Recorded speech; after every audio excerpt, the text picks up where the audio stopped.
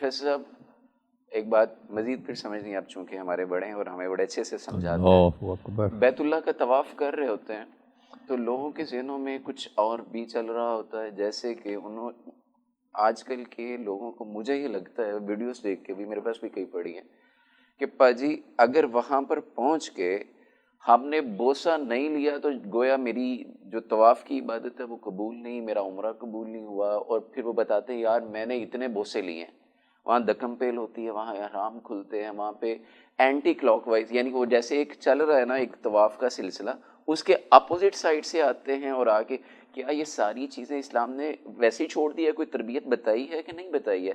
اس حوالے سے کیا آپ بتائیں گے، وہ بھی سمجھا دیں.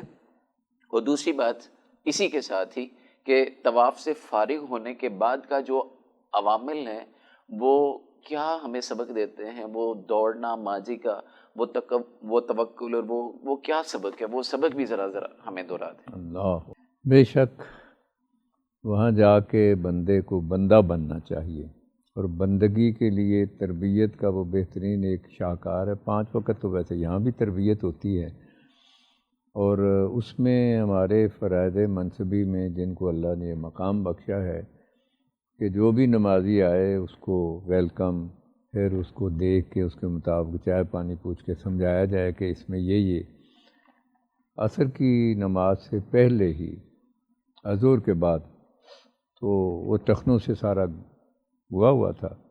اس نے آ کے تو اب جب بات کی تو پتہ چلا کہ وہ گونگا ہے.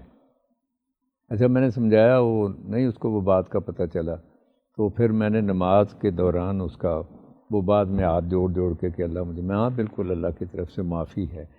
تو یہ چیز پھر میں نے اس کو، یہ ہمارا رسالہ کوثر اس کے اوپر خانہ کعبہ، تو وہ دیا اس کو، بڑا خوش ہوا. وہ پڑھ لیتا ہے، بول نہیں سکتا، سن نہیں سکتا. تو یہ ایک تربیت کا ہر قدم پر ہی، اور باپ بھی ماں بھی سارے مربی حضرات ہوتے ہیں. تو وہاں پر خاص طور پر جو تربیت ہے وہ یہی ہے کہ ہم نے وہاں جانا ہے تو وہ جیسے اس کا دور ہے اس کو ویسے کرنا ہے. ابھی میں نے قاری صاحب کا سنا اور اتفاق کی بات یہ کہ وہ فرماتے ہیں کہ بس میرے جی میں یہی آئے کہ مجھے حجر اسود کا بوسہ مل جائے. تو میں نے سورہ مزمل کہتے ہیں کہ شروع کر دی. کہتا ہے کہ میں تیسرے چوتھے میں جو یوں لگتا تھا کہ جیسے مجھے بیت اللہ وہ حجر اسود مجھے بلا رہا ہے، اور پھر واقعی وہ کہتے ہیں کہ ایسے ہی ہوا کہ جیسے راستہ کھلتا جاتا ہے مجھے وہ نصیب ہوا. تو اس کے لیے آداب سیدنا محمد الرسول اللہ صلی اللہ علیہ وسلم ربی اعظم نے یہ بتائے ہیں کہ ہمیں موقع ملے تو ہم جائیں، اس کو چومیں، اور اگر نہیں ملتا ہے تو پھر ہاتھ لگا دیں. اگر یہ بھی موقع نہیں ملتا ہے تو آپ کے پاس جو اسٹک ہے، چھڑی ہے، عصا ہے، تو اس کے ساتھ اشارہ کرتے ہیں. وہ نہیں ہے تو پھر بہرحال. اور یہ بالکل کسی جگہ بھی نہیں ہے کہ آپ الٹے طرف سے آئیں، یہ تو بالکل خلاف ورزی ہوگی، جرم ہو گیا. اور دوسرے جاتے ہوئے ہم نے یہ دیکھنا ہے کہ یہاں پر ہمارا مقام جو کیفیت ہے اور جو رش ہے اس کی روشنی میں، اسی لیے فرمایا کہ دور سے ہی ہاتھ کر کے ہی تو یہ ہو گیا.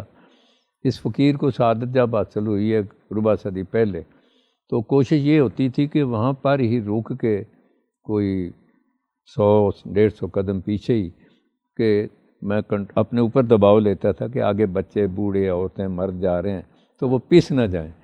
تو پھر آہستہ آہستہ وہاں سے، اور ہمیں موقع نہیں ملا. بعد دیکھا ہے کہ وہ چھلانگ مار کے اچھل کے، تو وہ تو بڑا جرم عظیم ہے، اس لیے کہ آپ نے اس وقت اس دور کے اندر یہ بتا دیا تھا کہ اس طرح آپ نے جانا اور اس انداز کے اندر.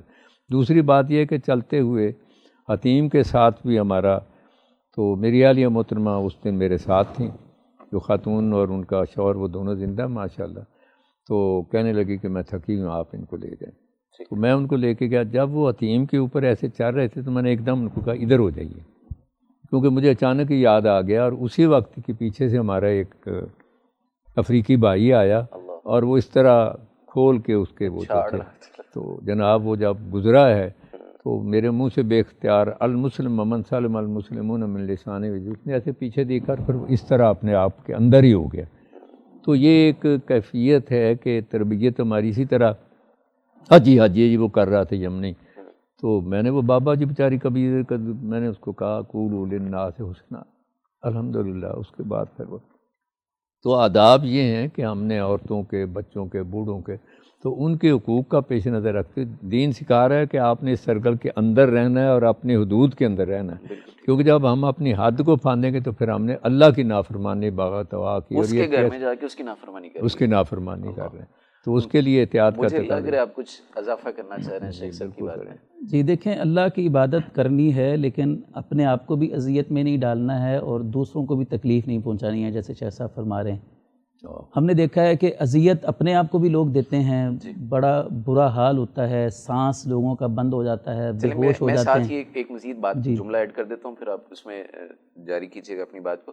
وہ بات یہ ہے کہ کیا جیسے حج تربیتی ورکشاپس ہوتی ہیں، کیا ویسے عمرے یا طواف یا بیت اللہ کی یا حج سعی کے لیے صفا اور مروہ کی سعی کے لیے، عمرے کے لیے پروٹوکولز اور اس طرح کی ورکشاپس نہیں ہونی چاہیے جس میں یہ چیزیں سکھائی جائیں؟ بالکل ہوتی ہیں، اب تو بہت زیادہ یہ سلسلہ عام ہو گیا ہے، سرکاری طور پر بھی ہوتا ہے اور پرائیویٹ طور پر مساجد کے اندر ہمارے مذہبی جماعتیں ہیں اور یہ ہمارے انسٹیٹیوٹس ہیں، مدارس ہیں، وہاں پر کثرت کے ساتھ یہ سلسلہ جو ہے نا وہ ہوتا ہے اور وہاں پر یہ ساری باتیں سکھائی جاتی ہیں۔ یہ پورا سال اس طرح کی ورکشاپس رہنی چاہیے، صرف حج کے لیے نہیں، عمرے وغیرہ کے لیے بھی۔ جی بالکل، بیت اللہ کا جو حجر اسود ہے اس کو بوسہ لینے کی فضیلت یہ ہے کہ گناہ معاف ہوتے ہیں، ٹھیک ہے، لیکن ہمارا یہ ایمان ہے کہ جو فضیلت رسول اللہ صلی اللہ علیہ وسلم نے اس کی بتائی ہے حجر اسود کو بوسہ لینے کی، جیسے شیخ صاحب نے بتایا کہ اس کا متبادل بھی ہمیں بتایا ہے، بالکل صحیح، کہ اگر وہ ہم نہیں لے سکتے ہیں رش کی وجہ سے تو استلام کرنے سے، دور سے اشارہ کرنے سے بھی انشاءاللہ گناہ معاف ہوں گے، ثواب میں کمی نہیں آئے گی، بالکل ثواب میں کمی نہیں آئے گی اور گناہ بھی انشاءاللہ اسی طرح بخشے جائیں گے۔ تو اس لیے یہ ذہن سے بات نکال دینی چاہیے۔ کیا یہ سمجھ لیا جائے جی کہ استلام کیا ہے، دور سے اشارہ کر دیا ہے تو یہ بھی بوسے ہی کی طرح؟ بالکل، اس کا الٹرنیٹ جب خود رسول اللہ صلی اللہ علیہ وسلم نے اس کا متبادل قرار دیا ہے تو بالکل وہی فضیلت اس کی بھی ہوگی جو بوسہ لینے کی ہے۔ ٹھیک، تو اپنے آپ کو اذیت میں لوگ ڈالتے ہیں، کئی اموات بھی وہاں پر ہو جاتی ہیں بوسہ لینے کے دوران، اور دوسروں کو تکلیف دینا۔ دیکھیں رسول اللہ صلی اللہ علیہ وسلم نے نماز میں نا صف بندی کی بڑی اہمیت بیان فرمائی، اور وہاں پر بھی آپ صلی اللہ علیہ وسلم نے یہ بات ارشاد فرمائی ہے کہ صف بندی کے درمیان اپنے ساتھ والے بھائیوں کے لیے تم نرم ہو جاؤ، یعنی اتنی سختی نہیں کرنی ہے کہ وہ ساتھ والے بھائی کے پیر کے اوپر پیر رکھ دو یا اس کو کچل دو یا اذیت دو اس کو۔ تو عبادت کے دوران ہم نے دوسرے مسلمان بھائیوں کا بھی خیال رکھنا ہے۔ اب جیسے شیخ صاحب ابھی بتا رہے تھے کہ وہاں پر دھکم پیل ہوتی ہے، ایک دوسرے کو جو ہے نا وہ بازو مار مار کر اور اذیت دے دے کر، یعنی ایک بندہ جو ہے نا وہ اپنے طور پر ذکر اذکار کرتے ہوئے بیت اللہ کا طواف آرام سے کرتا جا رہا ہے، لیکن اس کو لوگ آ کر اس طرح سے پریشان کرتے ہیں کہ اس کے اس طواف کے اندر جو ہے نا وہ خلل آ جاتا ہے۔ تو دوسروں کا ہمیں جو ہے وہ خیال رکھنا چاہیے، اس کی عبادت میں خلل نہیں ڈالنا چاہیے، اور یہ سمجھنا یعنی ذہن سے یہ بات نکال دینی چاہیے کہ ہم دوسروں کو اذیت دے کر ہم ثواب حاصل کر لیں گے۔